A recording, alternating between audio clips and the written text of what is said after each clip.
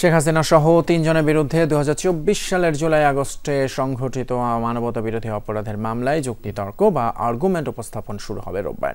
প্রথম দিনে যুক্তিতর্ক উপস্থাপন করবে প্রসিকিউশন। এরপর শেখ হাসিনার পক্ষের আইনজীবী নিজের যুক্তি তুলে ধরবেন এবং শেষ পর্যায়ে প্রসিকিউশন যুক্তি খণ্ডন করবেন।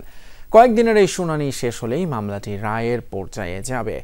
প্রসিকিউশনের যুক্তিতর্ক সরাসরি সম্প্রচার করা হবে ফেসবুক পেজ এবং বাংলাদেশ টেলিভিশনে। শনিবার সাংবাদিকদের এই তথ্য জানিয়েছেন ট্রাইব্যুনালের প্রসিকিউটর গাজী এম.এইচ. তামিম।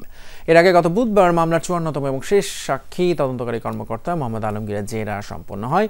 পরে বিচারপতি মোহাম্মদ গোলাম মর্তুজা মজুমদারের নেতৃত্বাধীন ৩ সদস্যের আন্তর্জাতিক অপরাধ ট্রাইব্যুনাল ১ রোববার যুক্তিতর্ক উপস্থাপনের দিন ধার্য করেন। আন্তর্জাতিক অপরাধ ট্রাইব্যুনালে সাবেক প্রধানমন্ত্রী শেখ হাসিনা, সাবেক স্বরাষ্ট্রমন্ত্রী আসাদুজ্জামান খান কামাল, সাবেক আইজিপি চৌধুরী আবদুল্লাহ আল মামুনের মামলার সাক্ষ্য গ্রহণ শেষ হয়েছে। আগামীকালকে ট্রাইব্যুনালে এই মামলার যুক্তিতর্ক উপস্থাপন শুরু হবে।